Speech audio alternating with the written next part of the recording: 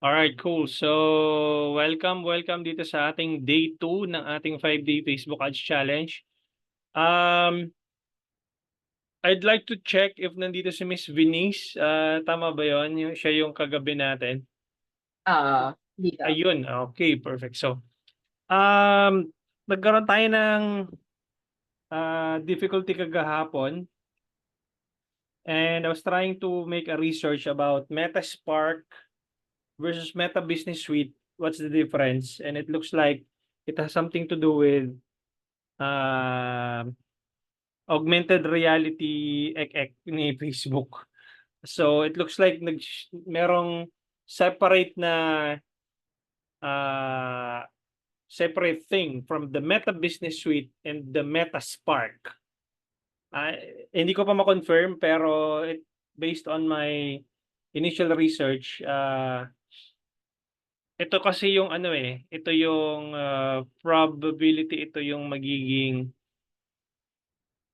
next thing for the augmented reality. 'Di ba kasi nag-launch si Meta ng ano ng anong tawag dito, yung AR, yung more on gaming console.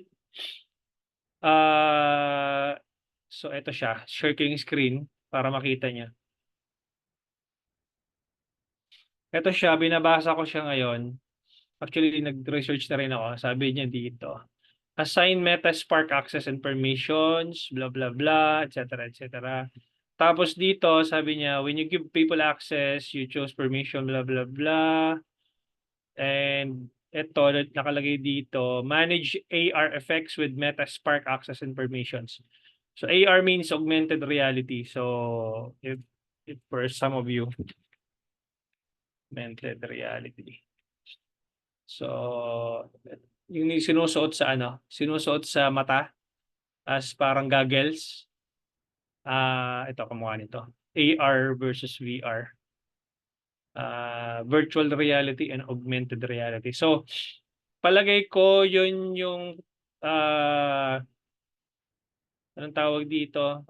Another parang Meta Business Suite separate from Meta Business Suite wherein you can manage the augmented reality or virtual reality gaming console. So again, I'm not sure yet, but let's try it again one more time. Okay? If hindi ko talaga ma-navigate, okay, hindi tayo magmamarunong. Dahil siyempre may learning curve yan. Dahil pabago-bago si Meta, hindi natin alam kung anong bago next time. So, one last time, Ma'am Venice, let's try to navigate your business manager. And if hindi talaga natin mapasok, then we can ask for another volunteer. Okay? So, you can share your screen and then let's navigate once again. Kasi kailangan nasa ano na tayo ngayon nasa second anong tawag dito? Topic na tayo, but I want to resolve this issue, or it's not actually an issue but something that we need to talk about as well.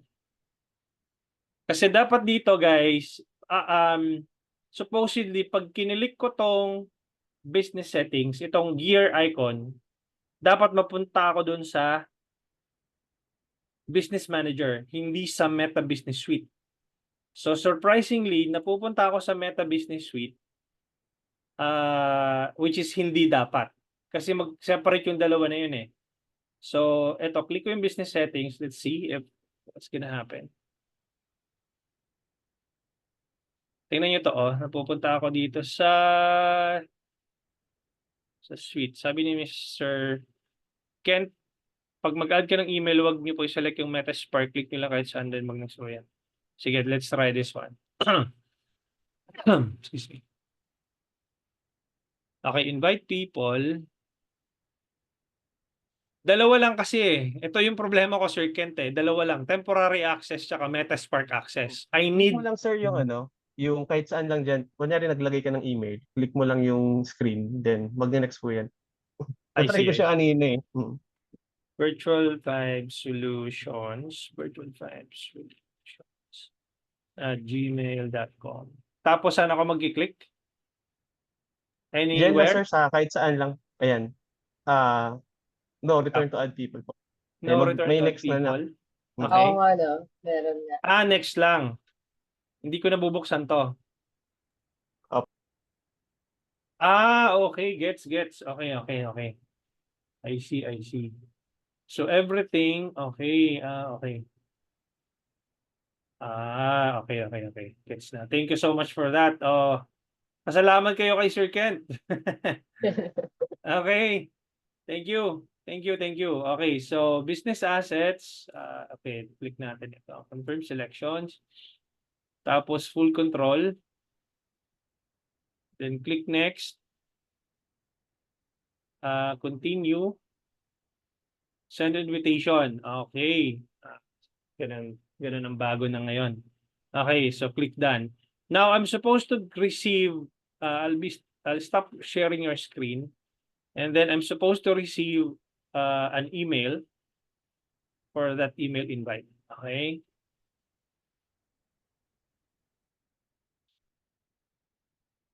Okay. So papasok yan sa social tab, and then makikita nyo dito na na-invite ako.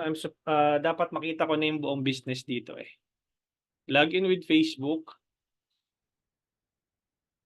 And then continue, accept invitation, and then I'm just gonna stop my screen, and then I'm gonna log in my password.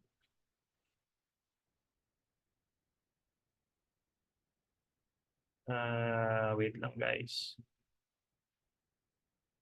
Uh-huh.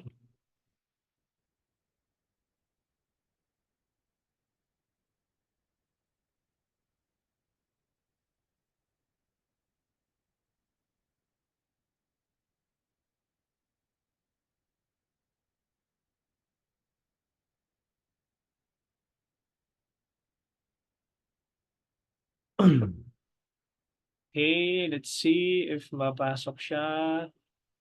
Yan, mukhang okay na siya. Alright, perfect. Tingnan natin kung makikita ko yung business manager niya sa loob.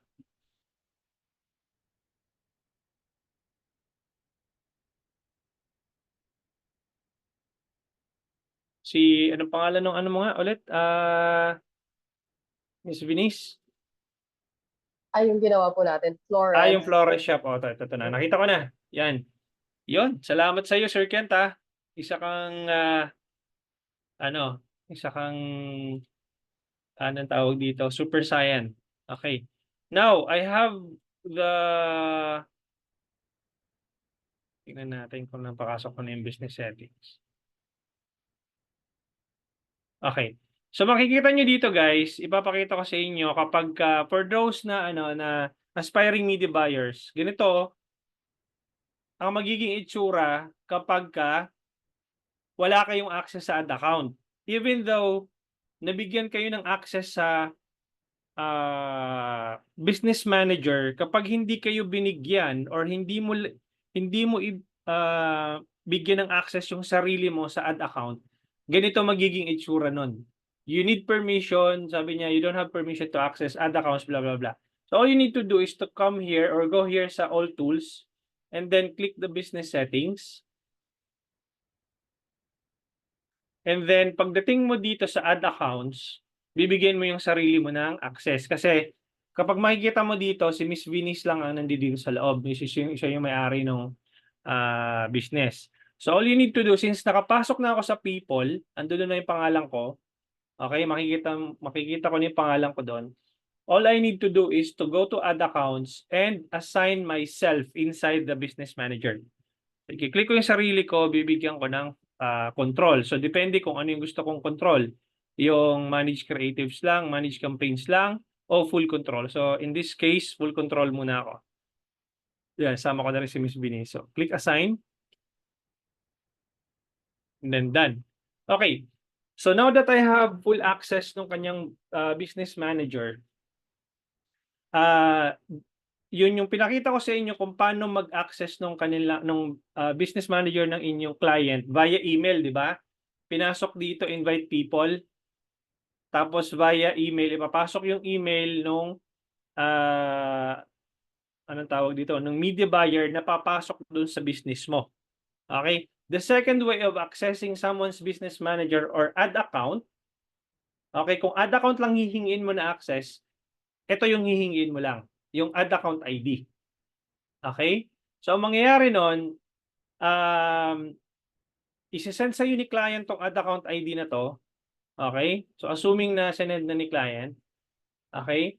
Tapos, pupunta ka dun sa business manager mo as a marketing agency owner.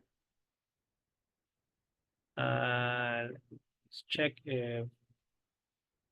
Okay. So, sa marketing agency owner, i-add mo ito na yung aking advertising agency as a media buyer. So, i-add ko lang dito or request access to an ad account. Ipi-paste ko yan dito and then manage full control or partial access. Confirm. Okay, request sent. Ngayon, si Miss Venice, makikita niya yan doon sa request sent sa kanya. Sige, share mo yung screen mo, Miss Venice.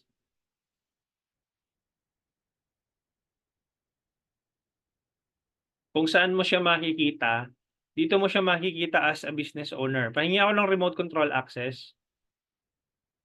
Okay, dito mo siya, pagbaba mo dito, sa, saan na yun? Business portfolio info. Hindi. Sorry. Requests. Okay? Dito mo siya makikita sa request. So, dapat pumasok siya dito. The request. Tingnan mo, iba na nga yung itsura ng request. Dapat tatlo. Ito. So, dito siya papasok. No? So, receive, dapat makikita mo siya dito. Pero since nakapasok na ako dun sa business manager niya, hindi mo na siya makikita ditong receive kasi anong tawag dito, meron na akong access ng buong business manager niya. So that's the second way of accessing someone's business manager. Okay? The third one is via partners. So makikita mo na ako dito, since nabigyan mo na ako ng buong access sa buong business manager mo, ayan nandoon na ako sa loob.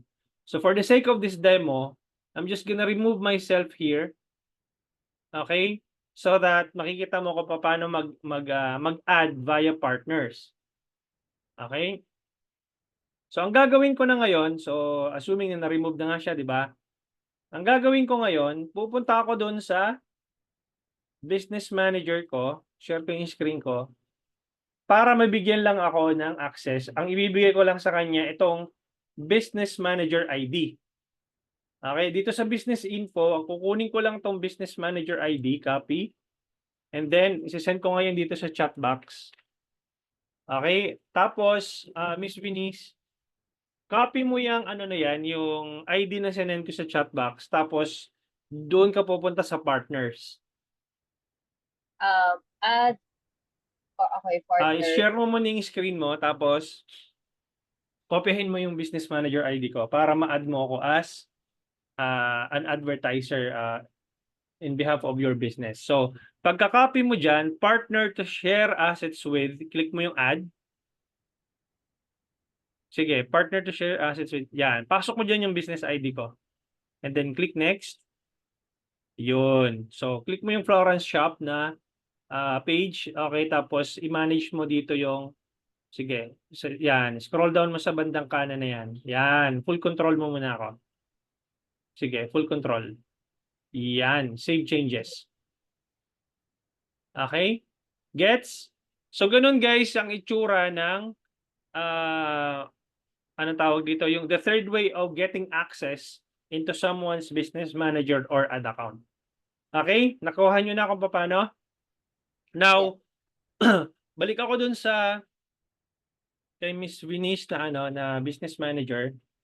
Imagine niyo guys, yung business manager as a parang subdivision. Okay?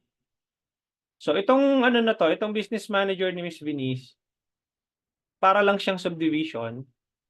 Tapos ito yung pinaka main office ng subdivision niya. Tapos ito yung mga bahay.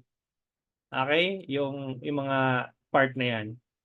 So nakita nyo kanina kahit na nakapasok na ako dun sa business niya, kailangan ko pang i-select yung pangalan ko para lang magkaroon ako ng access dun sa kanyang mga assets, which is yung ad account tsaka yung pages.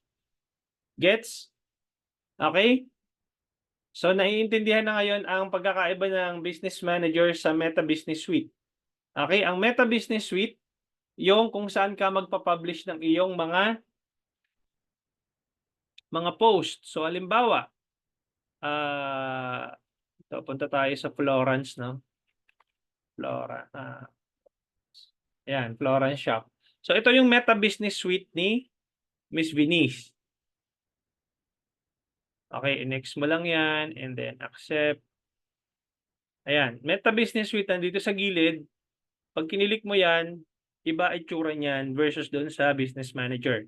So Meta Business Suite, ito Business Manager or Business Portfolio. Ayan, Business Settings. Okay, Meta Business Suite. Dito mo gagawin yung content mo. Halimbawa, yung mga mag-schedule ka ng post, click mo lang tong planner. Ayan, so create post, ayan. Dito ka magpa-publish ng regular post mo. Ayan, no? So add photo, tapos lagay mo yung text. Tapos kung gusto mo siyang i-schedule, ayan, no? Pwede mong i-schedule yung post. Ayan, no? Diba, gusto mong yung post na yun schedule by August 4. Tapos alas 5 ng hapon. Yun po kakaiba ng dalawa. Hindi siya mainly pang ads. Although pwede ka naman mag-ads dito, pero iba kasi itsura niyan. Okay? Hindi siya kamukha ng Power Editor, which is yung galing dito sa Business Manager. Okay, iba itsura niya, tingnan niyo. Pag nag-create ad ka dito, tingnan niyo para maano niyo yung pagkakaiba. Ayun, no? Para ka nagbo-boost post dito, ayun, no? So choose a goal, automated ads, get more calls, get more visitors, promote your page, blah, blah, blah. Pero dito sa Business Manager, ang itsura niyan ito.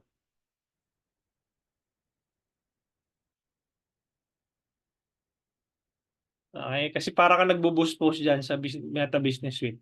Ito yung Power Editor na tinatawag. Or Ads Manager.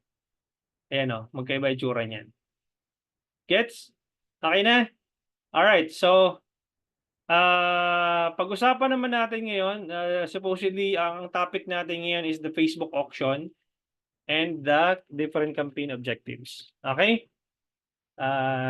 Buksan natin. Diretso na tayo dun sa lesson natin.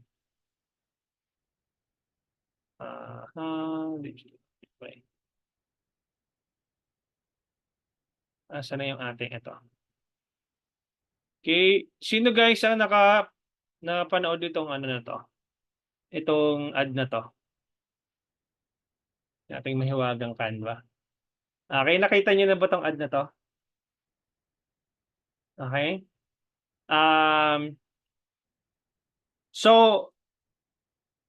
ayan si admin, si Sheila, si Raymond. Okay. Okay. Para mas lalo nyo maintindihan, para saan ba yung campaign objective na dapat yung i-select based doon sa type of campaigns or objective na gusto nyo mangyari. Okay? Ang Facebook po kasi is an auction or in layman's term, bidding po. No, binibid po ninyo yung budget ninyo in order for Facebook to show your ads to your target audience. Okay? Now, lahat po tayo dito, lahat ng nasa Zoom ngayon, may kanya-kanya pong price tag ang bawat isa sa inyo sa loob ng auction. Alam ni Facebook kung sino sa inyo yung mga clickers, engagers, or purchasers. Okay? Yung activities nyo po kayo sa loob ng Facebook, alam po ni Facebook kung ano yung pinagagagawa ninyo, kung anong mga videos ang pinapanood ninyo, kung anong website yung mga binivisit ninyo, sino sa inyo yung purchasers, sino sa inyo yung mga posibleng maging leads, alam po ni Facebook yun. May kanya-kanya po tayong presyo. Okay? So imaginein mo, if you have a 10 million audience size, kaya nga magtataka kayo, di ba?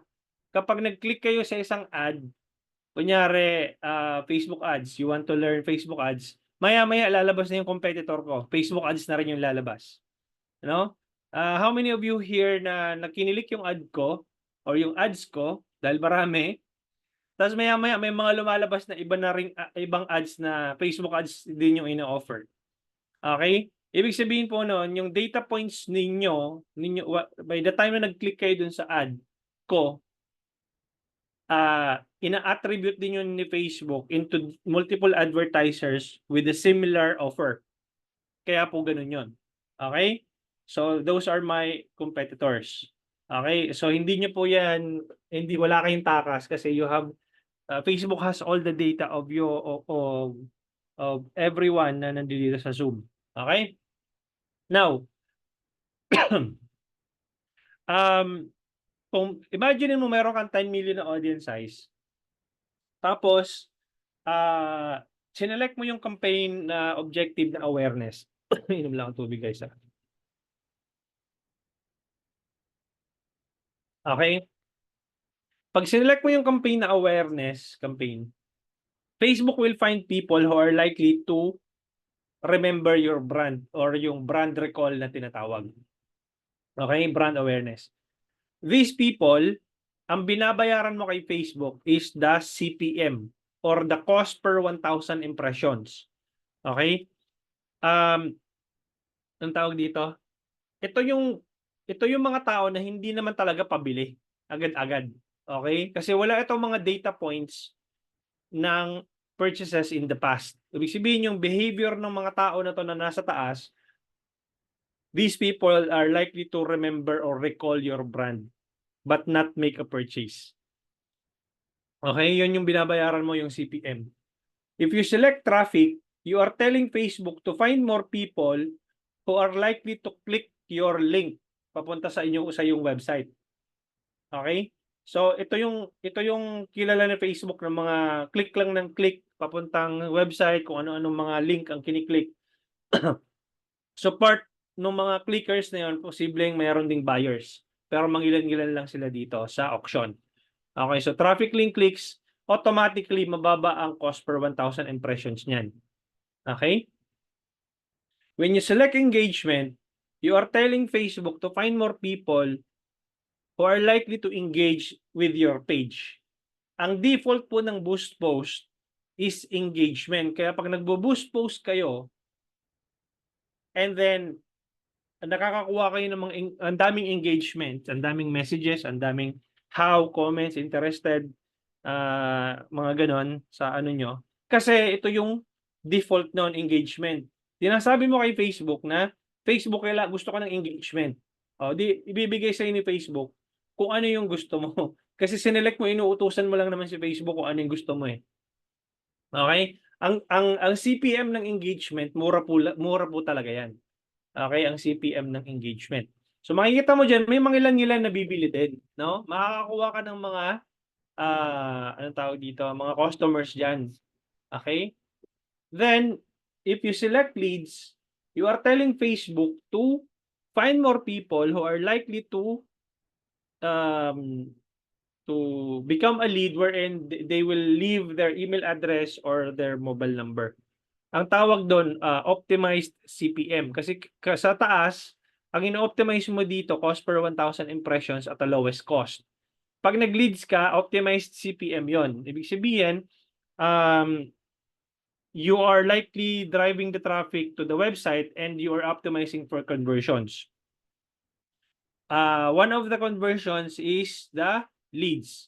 Okay? And then the last conversion objective is sales. Okay, hindi na natin pag-uusapan yung app promotions kasi wala naman tayong app na pinopromote. Unless na ikaw ay si anong tawag dito, si Foodpanda na may app or ano.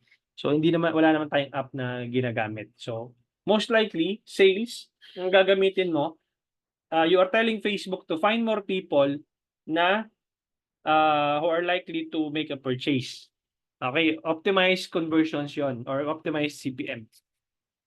Ngayon makikita mo dito na nandito sila nagkukumpul-kumpul sa baba. Okay, out of 10 million na audience size, so hindi, pag bin-breakdown mo yan, kukunti lang talaga yung purchasers dyan. And most companies are bidding their budget to find these people who are likely to make a purchase. Okay, kaya po ang CPM ng sales at saka leads ay mahal. Okay? Pag sinabi kong CPM, cost per 1,000 impressions.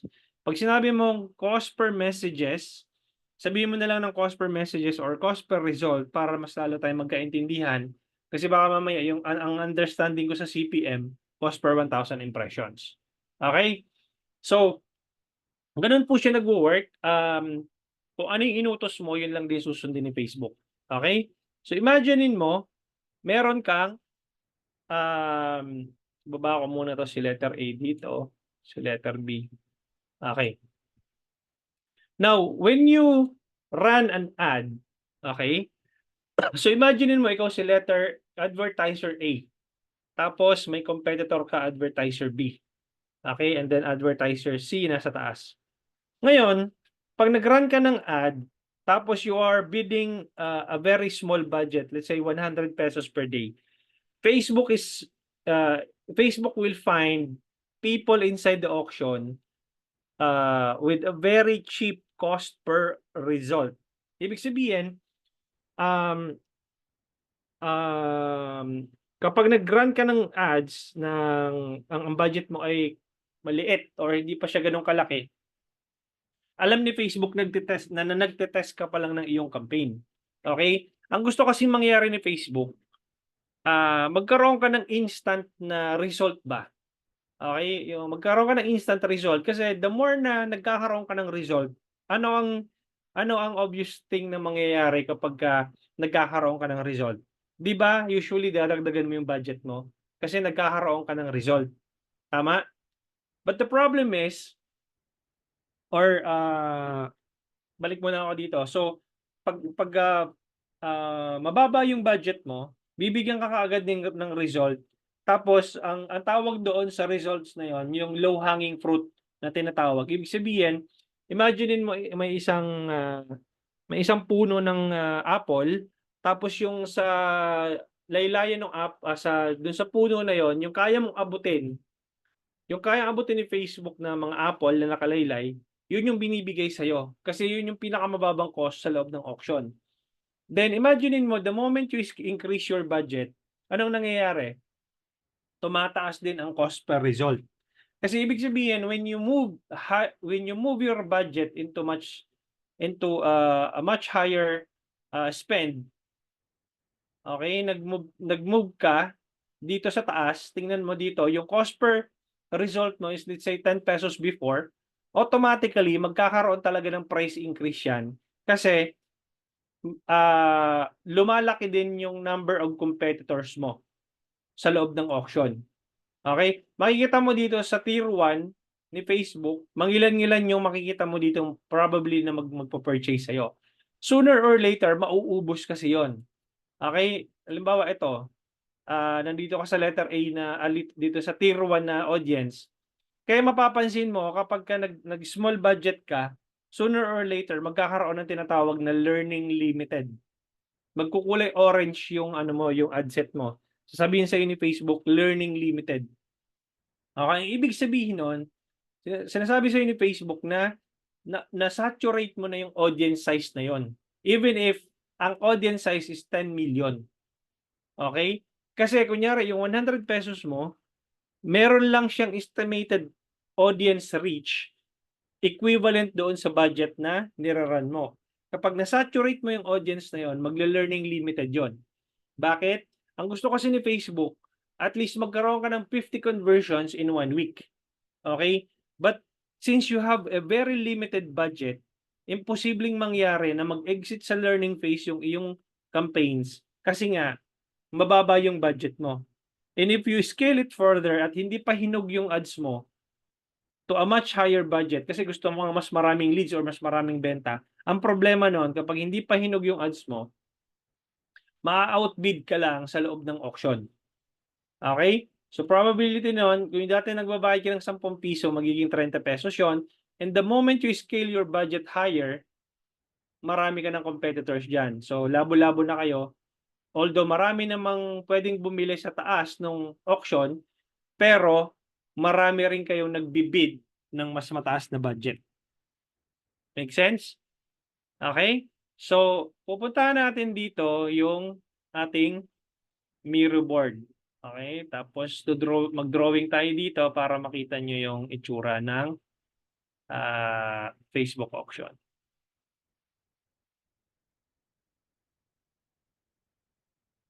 Okay. So, for example, let's use Sir Adrian, no? Si Sir Adrian, as an example, eto si Sir Adrian. Okay? And then, the next one is si Miss Amy. Ito, pangalanan natin to. Okay? Tapos, si Miss Amy is an advertiser A. Okay? Ay. Yari. Yan. Yes, Amy, advertiser A. And then si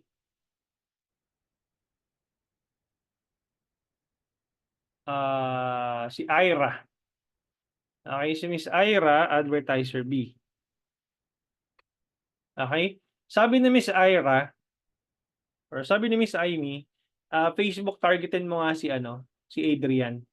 Okay? Si Adrian happens to be a big fan of basketball. No? And then sabi naman ni Ira, ako din Facebook targetin mo din si Adrian, okay? Kasi it's the same avatar, it's the same interest ang gusto kong ma-target. Kasi let's assume na si Miss Amy at saka si Miss Ira ay they are selling shoes. So technically, they want to sell their running shoes kay Sir Adrian na happens to have a basketball interest. Okay, let's assume na 12 midnight pareho sila nag-launch ng kanilang ad. Okay, 12 AM. Okay, and then sabi ni Miss Ira, sabi ni Miss Amy, I'm willing to bid 500 pesos per day. Okay? Just to target Adrian. Sabi naman ni Miss Ira, Facebook, I'm also willing to bid 500 pesos per day. Show my ads to Sir Adrian. Okay. Now, magra-run yung ads nilang dalawa sabay. Okay? Then, over time, magkakaroon niya ng impressions. Ibig sabihin, magkakaroon ng reach, magkakaroon ng impressions, makikita ng mga katulad ni Sir Adrian yung ads nilang sabay. Okay? Kung sino yung target audience nila. Then, Facebook will charge every advertisers based on impressions, based on 1,000 impressions o yung tinatawag na CPM. Okay? So, let's assume na si Miss Amy, ang chine-charge sa kanya ni Facebook is about 250 pesos per 1,000 impressions. And then, dumating din yung point na 250 pesos din yung chine-charge sa kanya ni Facebook kay Miss Ira. Okay? Over time. Then, darating yung time na mapapansin ni Facebook kung sino sa kanilang dalawang ad ang mas nagwo-work. Ibig sabihin, mas maraming engagement, mas maraming video views, mas maraming purchases, or mas maraming leads. Mangyayari nun, kapag napansin ni Facebook na, kunyari si Miss Amy, mas maganda yung ads niya, ang gagawin ni Facebook, bababaan ni Facebook ang CPM ni Miss Amy. From 250 pesos, magiging 200 na lang yan. Okay? Tapos, down to, let's say, 150 and so on and so forth. Ang mangyayari nun, dahil maganda yung ads ni Miss Amy, nire-reward ni Facebook yung mga ads ni Miss Amy. And the moment na bumaba ang CPM, okay? The moment na bumaba ang CPM ni Miss Amy, tataas yung number of impressions. Okay? Kapag tumaas ang number of impressions ni Miss Amy, mas maraming makakakita sa ads niya, mas maraming magkiklik, mas marami ang posibleng bumili. Okay? Because your ads are being rewarded because mas maganda yung response ng target audience kamukha ni Sir Adrian, which is happens to have a basketball interest. Now, on the other hand, si Miss Ira, ang mangyayari po noon dahil pangit yung ads niya, from 250 pesos na CPM, mangyayari po noon, tataas po ang cost niya. Magiging 300. Okay? Magiging 450 CPM. Okay? And then 500, etc. Pataas ng pataas. Kapag nangyari doon, pag nangyari yung ganong senaryo na tumaas ang cost ng CPM or ng cost per 1,000 impressions mo, bababa ang number of reach and impressions, tataas ang cost mo. Kaya mapapansin mo, over time, dati ang binabayaran mo lang 10 piso cost per message or 10 piso cost per purchase, mapapansin mo magiging 50 pesos, magiging 100 pesos because your ads na-outbid ka na nung competitor mo, which is si Miss Amy. Okay, that's how Facebook auction works. Now, merong grading system si Facebook wherein doon niya chine-check kung kaninong ad ba yung ipapakita based doon sa audience na tinatarget po ninyo. Tinatawag po yon na ad relevance score. Okay, ad relevance score. Ibig sabihin po nun, kung sino yung relevant doon sa target audience, kung sinong ad yung relevant doon sa target audience niya, binibigyan po kayo ng grading system ni Facebook. Ang grading system ni Facebook, 3 lang. Number 1 is quality ranking. Number 2 is engagement rate ranking. Number 3 is conversion rate ranking. Makikita mo yan, as a matter of fact, makikita mo yan dito sa Ads Manager. I'm just gonna open a new Ads Manager para makita ninyo yung ibig kong sabihin. Ito siya. Okay? Pagdating mo dito sa ad level, kung makikita mo dito, di ba nandito kay Florence na ad account? Okay? Or kay Miss Venice. Pagpunta mo dito sa ad level, kasi 3 yan, di ba? Campaigns, ad set, tsaka ads. Makikita mo tong column na to na nagsasabing ad relevance diagnostics or ad relevance score. Kapag ang score mo ay below average, ibig sabihin nun, yung quality ng ads mo ay hindi ganun kaganda. Okay? Pag nakakita ka ng report dito na below average. Okay? Ang ideally, magkaroon ka ng score na average tsaka above average. Okay? Ngayon, yung quality ranking, ito yung grade ng ads mo kay Facebook kung quality ba yung ads na pinapakita mo. Okay? Yung engagement rate ranking naman, ito naman yung grade mo kay Facebook if engaging ba yung ads mo. Marami bang nagko-comment? Marami bang nag-share? Marami bang nagla-like? Okay? Kaya kung meron kang basher at binabash ka doon sa comment section, magpasalamat ka. Kasi it's a form of engagement. Okay? So, ibig sabihin noon, kung engaging yung ads mo, most likely your ads is being shown to more people at a lower cost per 1,000 impressions, which is this one. Okay? The more your ad is engaging, the more Facebook will show your ads to your target audience. Okay? And lastly, the conversion rate ranking. Okay? If you are optimizing for a website purchase conversion, Facebook, malalaman ni Facebook na maraming nagko-convert doon sa website mo or maraming bumibili doon sa messaging campaign mo. Dito na rin ginigauge yung tinatawag na conversion rate ranking. Okay? Ibig sabihin, na-identify niya na marami, hindi lang siya engaging, hindi lang siya quality, but people are also converting. Meaning they are interested, your ads are quality, they are engaging, and they are also taking action based on what you are trying to ask for your target audience. Let's say, attend a free webinar, book a call, or make a purchase, or watch more, or anything, any call to action that you want to optimize. Make sense? Okay? Naiintindihan? So ngayon, pagdating mo dito, ito yung sinasabi ko sa inyo na halimbawa sa engagement campaign kunyari. No, pagpunta mo dito, ito yung sinasabi ko sa inyo na magle-learning limited 'yan kapag mababa ang budget mo. So for example, pag pumunta ka dito sa Advantage plus audience, excuse me. Pag kinilik po tong switch to original audience options, use original audience. Kunyari, dahil basketball nga yung interest ni ano no, sino to? Si Adrian. Basketball. Ayan. So ang estimated audience size is about 29 million to 34 million. Yun yung estimated audience size ng basketball. Now if I were to reduce my budget to 100 pesos, Facebook is telling me that the potential reach of my budget is between 1,000 to 5,000 reach.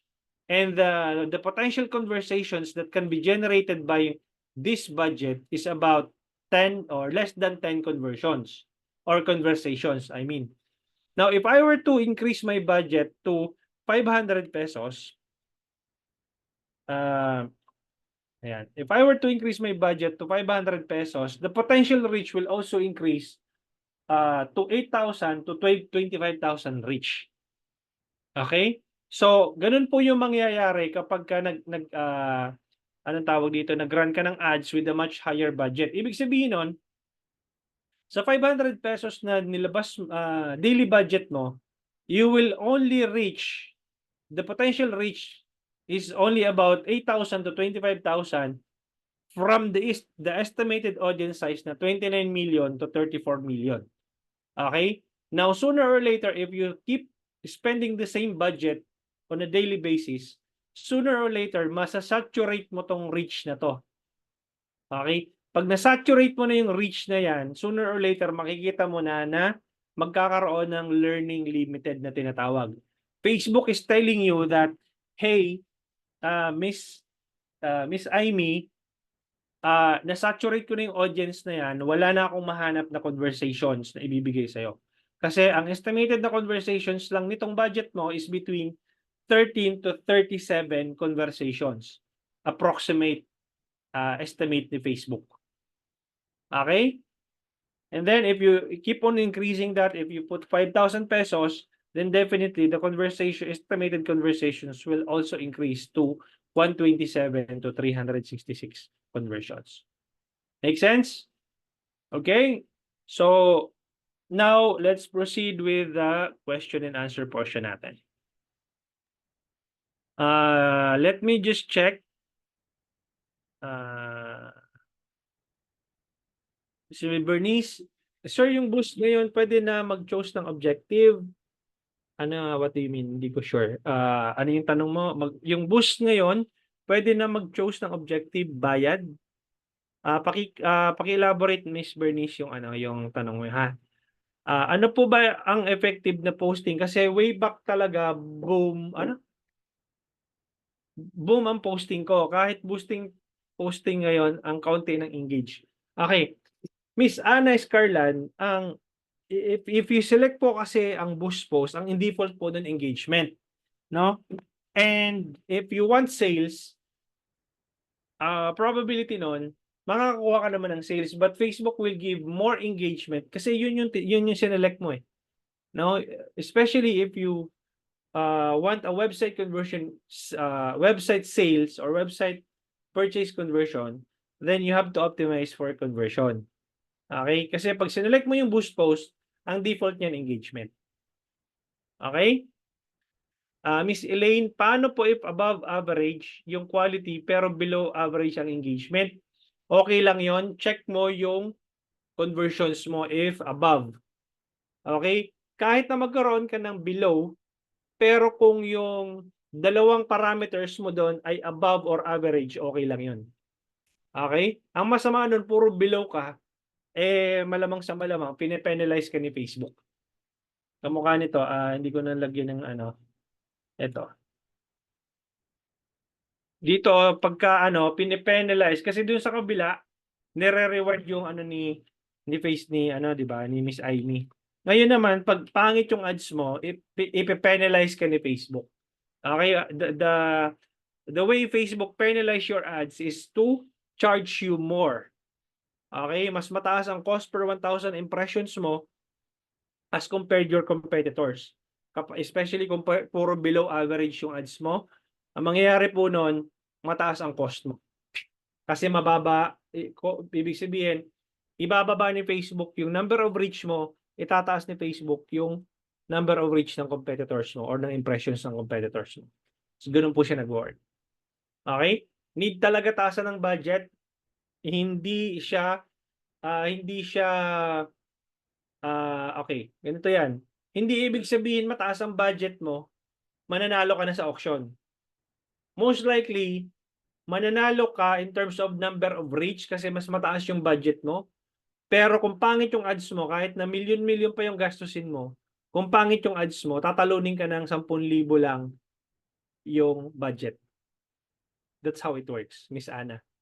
Okay? Pangit po ba, pangit po ba in terms of graphics, yung mga ganun po ba, yung kino-consider to say na pangit yung ad?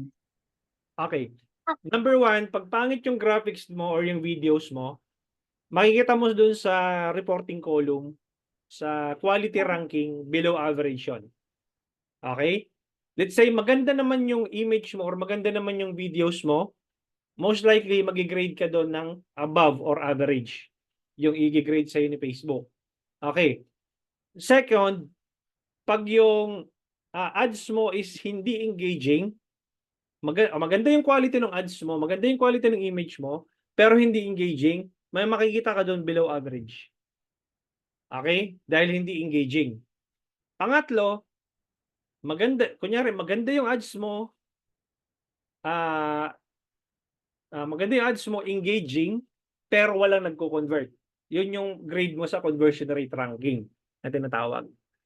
So, i-weigh mo yung tatlo na yon. Pagka nakita mo na yung data na may lumalabas na below average, ibig sabihin nun, this is the data points or this is the optimization na kailangan mong gawin sa ads mo to improve your ads na maging average or above average. Okay? Kasi hindi importante na quality lang, hindi importante na engaging lang, pero wala naman nagko-convert. So, what's the point? I'd rather have a below average below average na quality ng ad ko pero converting kasi meron ako niyan eh. Meron akong ad na below average yung quality pero converting. Okay? So actually pwede ko ipakita sa inyo para makita niyo yung Because it doesn't necessarily mean na below average yung quality ng ads mo hindi ka na mananalo. Okay? Tingnan natin Meron akong best performing ad na kahit below average siya, pero kahit below average siya, pero converting. Ayan, ipakita ko sa inyo dito. Ito siya, Okay? Makikita nyo dito na ang aking ang video nung ads ko na nagra-run, below average ang quality ranking. Bottom 35%. Below. Pero ang engagement ko ang taas. Above average. So, carry bells lang to. Kibit-balikat ko lang to. Bakit? Kasi mataas yung grade ko dito eh. Make sense? Yeah. Okay. Pero pag nakita mo puro below average yan, patay ka. Okay? So, it doesn't necessarily mean na mataas ang budget mo, mananalo ka na sa auction. Tatalunin ka ng 10,000 lang yung budget kapag maganda yung ads niya. Okay? So, ganun siya nag-work. Sir Ken, sir, if I want na yung customer should be nagme-message sa page to buy or products, services, ano po dapat ang select na campaign? Engagement or sales? Sir Kent, if you have anong tawag dito? Kumbaga meron ka ng traction. Okay, if you tested engagement in the past or up until today, at nagkakaroon siya ng magandang ROI, keep it. Okay? But if negative, puro lang interested, try sales or leads. Okay? Ano po ba ang business po ninyo, Sir Kent? Kasi kapag services na nagkakahalaga ng mga, let's say, 5,000, 10,000 pesos, 50,000, yung malalaki talagang amount, optimize for leads. Kasi wala namang bibili agad-agad sa inyo eh. Kasi matataas nga yung price points ninyo. Okay, ibig sabihin, high ticket product yung binibenta ninyo. Ngayon, try to optimize for leads and nurture them to become a purchaser or to become a customer. Okay? So, yun po yun. Ngayon, kung hindi nag-work sa inyo yung engagement, i-try nyo yung sales or leads. Okay? Kasi, based doon sa mga student ko before, sabi nila, anong tawag dito? Nung nasa real estate industry tong yung iba, nung tinry daw nilang mag-sales, maganda daw yung quality ng leads na nakukuha nila. So, you can try both.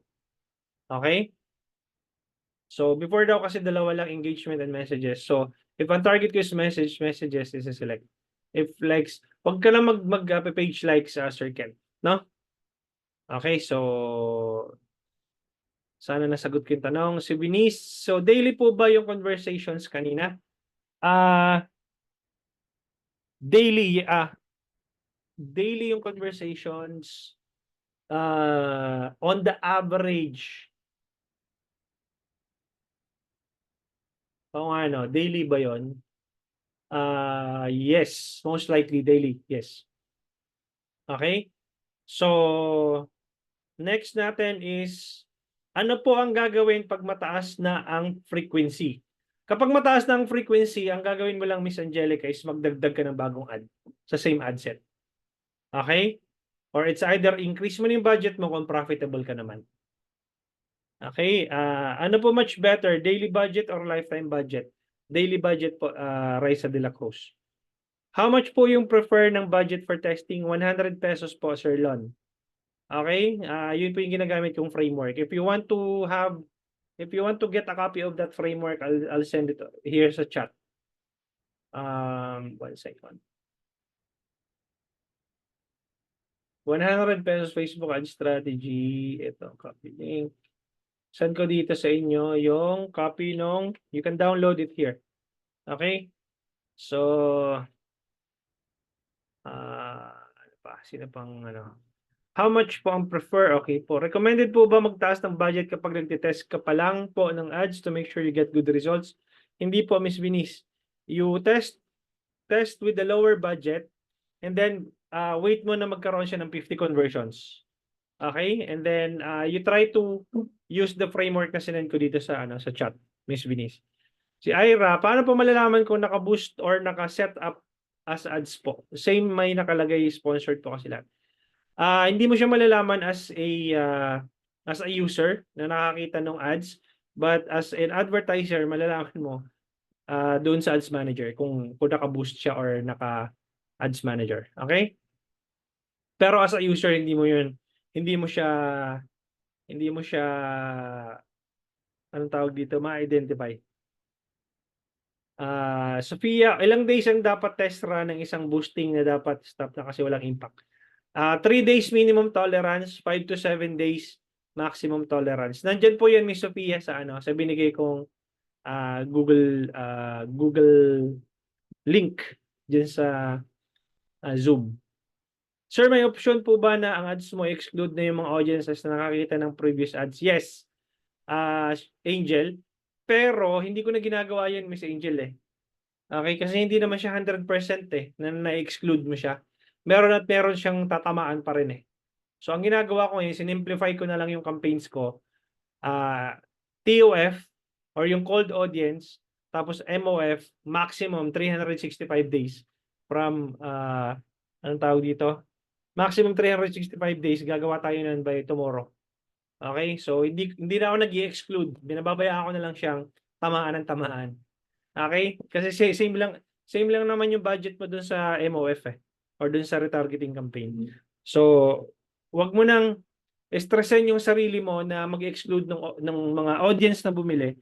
Make sure na gandahan mo na lang yung ads mo. You spend so much time how you can be able to make your ads stand out and make your ads converting. Yun lang mapapayo ko doon, Miss Angel. Si Rogeline, sir, paano malalaman if na-saturate na po yung audience na level na yan? Kasi sabi ko lang kanina, maglalabas yung learning limited na tinatawag. Okay? Kapag na-saturate mo na yung audience size na yon, lalabas na yung learning limited, nagkukulay orange na yung ad set po ninyo. Okay? Pag nagkulay orange na yon, ibig sabihin nun, kailangan mo nang mag-launch ng bagong ads sa same ad set. Para at least iba na yung nakikita nilang ads. Ibig sabihin, nagsisirculate na siya. Hindi na yung paulit-ulit na same ad yung nakikita nila doon sa pagkaka-launch. Okay? What if ang budget po before is 500 per day, then bigla po nagbaba ng 300 per day? Ano po ang negative effect? Kapag nagbababa ka, Sir John, ng budget, ayaw na Facebook nun, on their part, no? So, mag-ano yan, anong tawag dito? Magra-rush si Facebook ng bigyan ka pa ng mas maraming conversions. So, kumbaga parang mag-e-effort si Facebook na ipakita yung ads mo sa target audience mo. But, kung talagang nakita ni Facebook na wala, talagang sabaw yung ads mo, hanggang doon na lang talaga yun. Ipe-penalize ka na ni Facebook. And then, hindi ka na magkakaroon ng conversions na ini-expect mo. Okay? Kasi syempre, ako si Facebook, mas gusto ko nag-i-spend ka. The more you spend, the more I become big as a company. Because kung ako si Mark Zuckerberg, mas gusto ko nag-i-increase ka ng budget, hindi nagdi-decrease. Okay?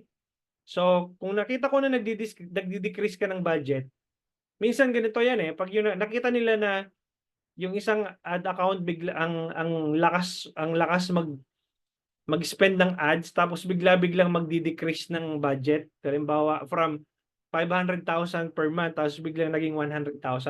Mapapansin mo yan, meron ka ma-receive na email galing kay Facebook na, would you like to hop on a one-on-one session with our representative? Yon. So, hahabulin ka na ni Facebook para mag-ads ka ng mas malaki ulit.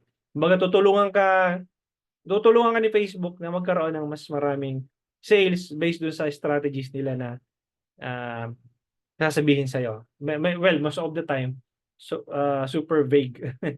Dati kasi nakikipag-hop ako ng call sa representative nila eh. Pero wala, puro sabaw din minsan kasi yung mga yon, hindi naman sila practitioners eh. Mga puro ibibigay sa iyo yung ang tawag dito yung theory. Hindi naman sila practitioners eh, mga empleyado to ni Facebook na of course, syempre binigay sa kanila yung parang best practices, pero not all the time hindi siya nagwo-work. Okay? Or some of the time hindi siya magwo-work.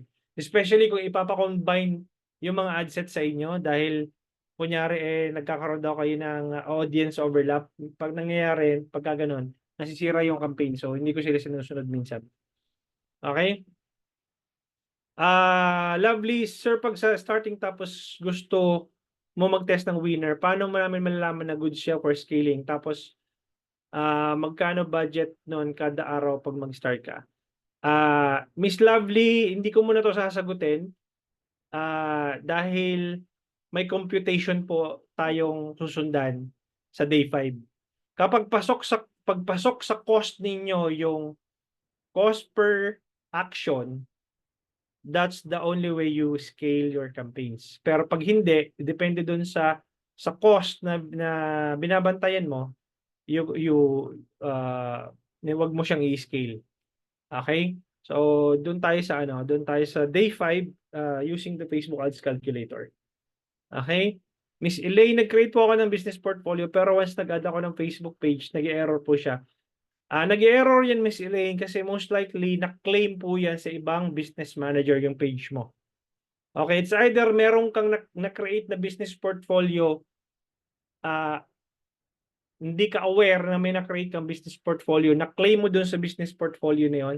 Then when you created a new business portfolio and you try to add the page inside that new business portfolio, hindi po talaga siya papasok kasi na-claim siya sa previous business portfolio mo. Or by probability rin noon na kung meron kang co-admin dun sa page na yon, na-claim yung page mo into a different business portfolio.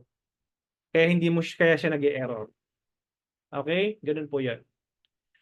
Miss Ana, Sir, active ad ko ngayon. May recommendation na need ko daw dagdagan ng budget. Magkano need idadagdag ko? Kasi 1K plus na. Kapag usually minsan nagbibigay si Facebook kung magkano yung recommended budget, no? Sundin nyo lang yon kasi minsan nakalagay doon, you can increase this much. Halimbawa, 1,000, tapos biglang, you can increase this much without re-entering the learning phase. Pwede mong sundin yon. And make sure na profitable yung campaigns mo bago mo sundin yon. Kasi kung hindi ka profitable, you're just losing money.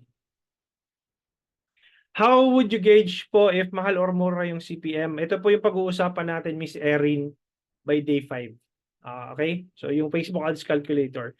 Doon mo po mag-gauge kung mura or mahal yung iyong CPM. Okay? Sir, good approach po ba na yung may dalawa akong ads pero magkaiba ng creative or video pero same target audience? Okay lang yun. Kasi you want to try to test kung which of them works best. Okay? Okay lang yan. Budget ko po for 5 days ata. Sir, tuturuan nyo kami ng effective ads. Yes. Day 3. Okay. And then, si Miss Elaine. Ano po mas recommended? Mataas agad na budget sa simula or bababa po muna? Mababa po muna, Miss Elaine. Para hindi ka masunugan. So, it should be a combination of good budget and good creatives plus ads. Yes. Tatlo lang kasi yan, ma'am Miss Rogeline. So pag nagra-run ka ng Facebook ads, tatlo lang i-consider mo. Your target audience, your offer, your ad budget. Okay? What is a good budget? 100 pesos for testing, Miss Bernice. Okay? For testing. Ituturo ko po sa inyo tomorrow. Sir, pwede po ba pa-demo on how to create an ad na sa learning phase for a starting brand? What is the ideal starting budget? Day 3 po yan, Sir Marvin. Doon po natin pag-usapan. Sir, yung caption din po ng post, ano need para maging engaging yung ads? You have to create a good hook, Miss Ana.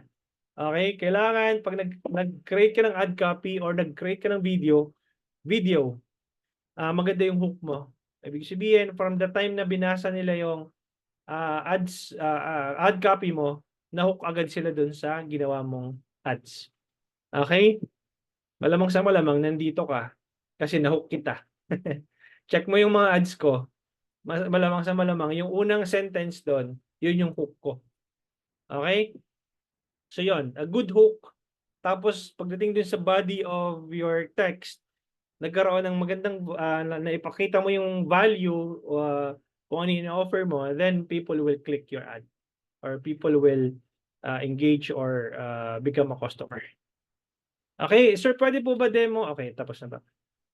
Coach, magkano po magiging result pag retargeting or lookalike audience setup sa comment? Magkano yung magiging result? Hindi ko po alam kasi based po yun sa CPM, individual CPM po ninyo.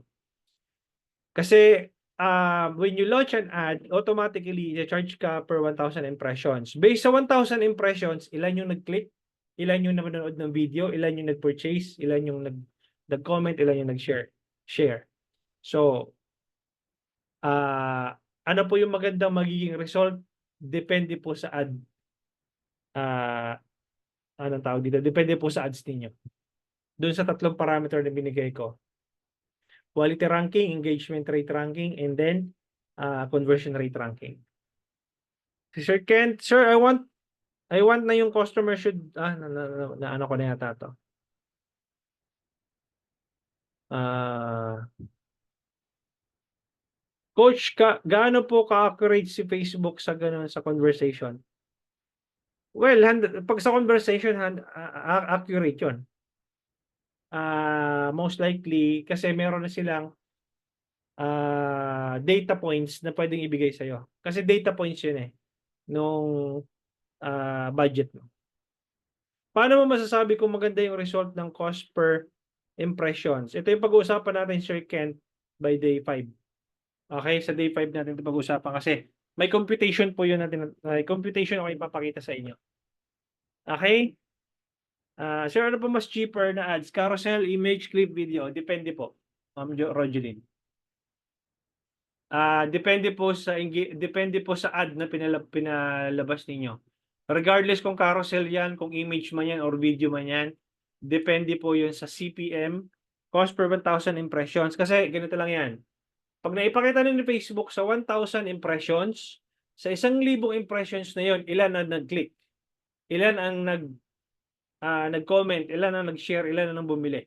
Ilan ang nag-message? Based doon sa metrics na yun, doon magkakaroon ng anong tawag dito? Doon mo makikita kung alin sa image ba, sa video ba, sa carousel ba, yung mas nag-work. Kasi hindi ko pwedeng sabihin video yung mas mura. Hindi pwede yun. Ay, image yung mas mura. Hindi ganun yun. It doesn't work that way. Meron po ba kayong list ng average ideal CPM for different category ng products? Sir Raymond, ang average CPM dito sa Pilipinas na nakikita ko is between 200 to 250 pesos on the average. Tapos, depende sa industry, makakita ka ng average na nasa around 400 to 500 pesos if competitive yung industry na tinatarget mo. Pero on the average, nakikita ko nasa 200 to 350 across all industry, Sir Raymond. Okay? So, if purely Instagram placements ang test to compare with FB ads placement, separate po ba ang budget for 100? Pwede po, yes. Miss Mimi. Miss Sheila, sir, nag-run ako ng ads through personal ad manager. High performing. Siya, madami po inquiries, pero ilan lang, sir, yung mag-buy. Car agent po ako, madalas sin lang. Okay. Pag-uusapan po natin yan, Miss Sheila, by day 5. Kung paano siya computein yung number of inquiries. Ilang percentage ba yung dapat mag-convert doon sa number of inquiries nung ads mo? Okay, sasagutin ko yan day 5. Coach, if wala pa nakalagay na engagement or conversion ranking, paano po yon? Ibig sabihin kulang pa yung data, Miss Erin. Pag wala pang reporting column, sa reporting column wala pa yung yung grade mo doon, ibig sabihin kulang pa yung data. Sa target audience need ba lagi mag-create? Yes. Ma'am Elaine, kailan po ulit yung face-to-face training? September first week. Probably mga September last week. September first week, mga ano yan?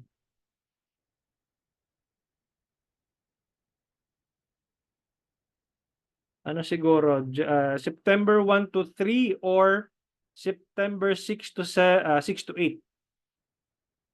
Yun yung target date namin. Mag-a-announce po kami sa page. Or mag-email din po kami. September, mga September 6, 7, 8 po siguro. Kasi yung 1 Sunday eh. So yun, Miss Elaine, Okay, maraming salamat guys sa mga tanong ninyo. You can still ask questions sa ating sabi ni Lovely, 19K yung F2F. Yes po, early bird. 24,999 po yung regular rate. Pero if you pay yung 5,000 for the for the reservation, you can get 19,999 lang for the early bird. Okay, thank you so much guys. You can ask the questions dun sa mga hindi ko nasagot. Maraming salamat for joining our second day ng ating 5-day Facebook Ads Challenge. And Sasagutin ko yung mga nasa Telegram link. Medyo busy lang ng konti. If hindi ko nasasagot, pagpasensyahan, medyo busy tao din. Okay, pero as much as possible, sasagutin ko yung mga tanong po ninyo. Maraming salamat and i-upload ko tong video doon sa day 2 ng inyong dashboard. Okay? Questions sa Telegram po natin sasagutin. Maraming salamat and have a good night. Bye-bye.